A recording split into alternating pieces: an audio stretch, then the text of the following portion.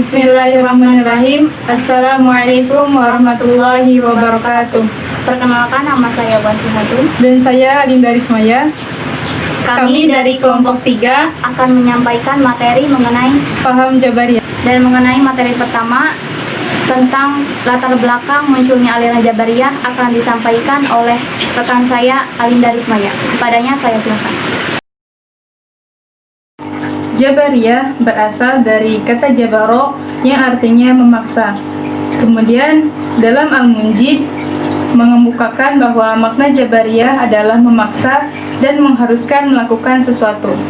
Kemudian kata jabaro ditarik menjadi kata Jabariyah yang artinya suatu kelompok atau aliran. Paham ini diperkenalkan oleh Ja'ad bin Dirham yang kemudian disebarkan oleh Jahm bin Safwan. Sebenarnya, paham Jabariyah sudah lebih dahulu ada sebelum diperkenalkan dan disebarkan oleh kedua tokoh tersebut.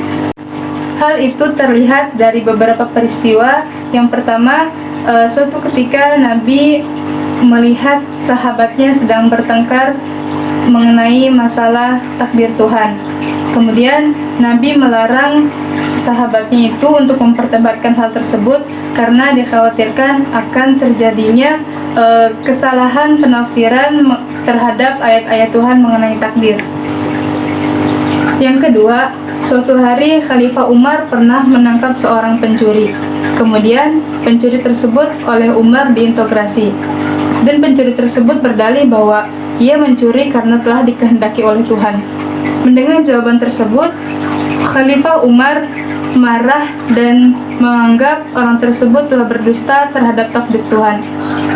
Kemudian Khalifah Umar menjatuhi pencuri tersebut 2 hukuman.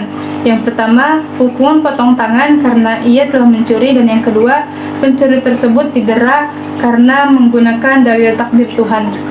Berdasarkan hal tersebut, jelas bahwa paham Jabariyah telah ada sejak awal periode Islam. Mengenai paham Jabariyah terdapat dalam Al-Quran surat As-Saffat ayat 96 yang berbunyi Allahu khalaqakum wa ma ta'malun, yang artinya padahal Allah lah yang menciptakan kamu dan apa yang kamu perbuat. Selanjutnya mengenai doktrin-doktrin paham Jabariyah akan disampaikan oleh rekan saya. Doktrin-doktrin Jabariyah menurut Asy'ariyani dibedakan menjadi 2. Yang pertama yaitu Jabariyah ekstrim dan yang kedua Jabariyah moderat, di mana ajaran tersebut saling bertolak belakang.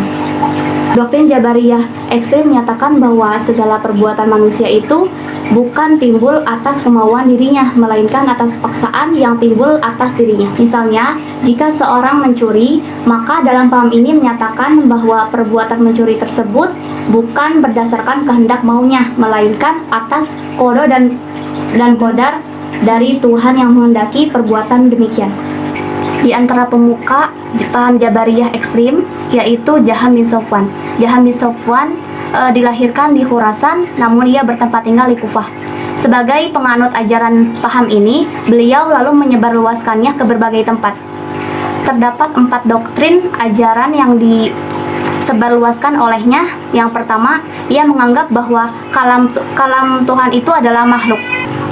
Surga dan neraka itu tidak kekal, karena tidak ada yang kekal selain Tuhan. Yang ketiga yaitu beliau menyatakan mengenai manusia itu tidak bisa berbuat apa-apa. Jadi manusia tidak mempunyai peran di dalam melakukan perbuatannya. Ia melakukan perbuatan atas paksaan. Nah, kemudian paham ini yang lebih masyhur dibandingkan pendapatnya mengenai surga dan neraka, lalu iman atau ma'rifat, dan bisa melihat Tuhan di akhirat. Dan doktrin terakhir yang beliau sampaikan yaitu mengenai iman atau ma'rifat, di mana dalam pendapat ini hal tersebut yang dikemukakan oleh Jahm bin Safwan serupa dengan paham Murji'ah. Pemuka Jabariyah ekstrim yang kedua yaitu Ja'ad bin Dirham, di mana ia lahir atau dibesarkan di lingkungan yang beragama Kristen, di mana membuat ia senang dalam membicarakan teologi. Semula ia dipercaya untuk mengajar lingkungan Bani Umayyah, Tetapi akibat pendapat-pendapatnya yang kontroversial tersebut membuat Bani Umayyah menolaknya. Lalu ia harus pergi ke Kufah, dan di Kufah ia itu bertemu dengan Ja'ad bin Dirham. Di sana mereka berdua itu membicarakan mengenai paham-paham yang membuat lahirnya paham Jabariyah ekstrim ini. Doktrin yang disampaikan oleh Ja'ad itu serupa dengan yang dikemukakan oleh Jaham bin Sofwan, seperti yang disampaikan pula oleh Al-Ghurabi. Al-Ghurabi menjelaskan persamaan-persamaan antara Jaham dan Ja'ad dalam 3 doktrin yang disampaikan olehnya. Yang pertama, ia menyatakan bahwa kalam Tuhan adalah makhluk. Yang kedua, ia menyatakan bahwa manusia itu terpaksa dalam hal apapun, dalam segala-galanya. Dan yang ketiga, ia menyatakan bahwa Allah itu tidak mempunyai sifat yang serupa dengan makhluk, seperti melihat, mendengar, dan berbicara.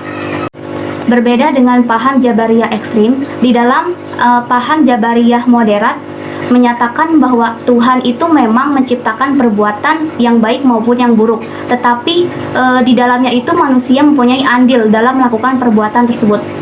Tenaga yang ada di dalam diri manusia mempunyai efek dan peranan dalam mewujudkan perbuatannya. Tidak seperti wayang yang dikendalikan oleh dalang, dan tidak juga seperti pencipta perbuatan. Pemuka Jabariyah moderat yang pertama yaitu An-Najjar.